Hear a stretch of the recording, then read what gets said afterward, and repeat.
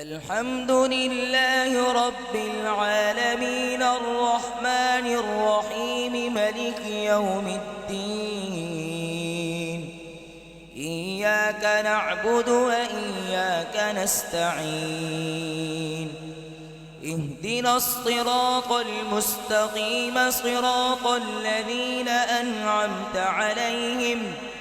غير المغضوب عليهم ولا الضالين.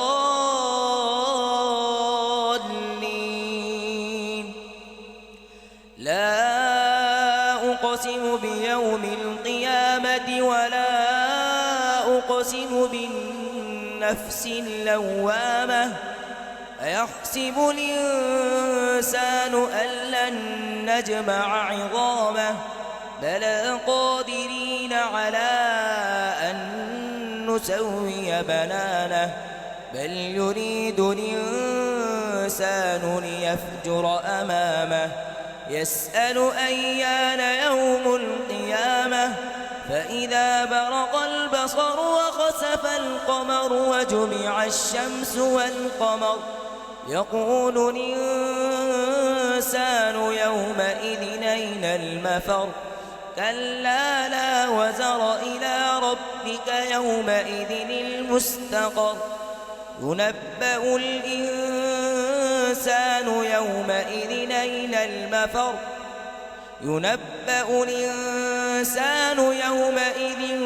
بما قدم وأخر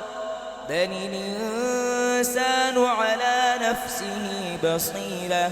ولو ألقى معاذيره لا تحرك به لسانك لتعجل به إن علينا جمعه وقرآنه فإذا قرأناه فاتبع قرآنه ثم إن علينا بيانه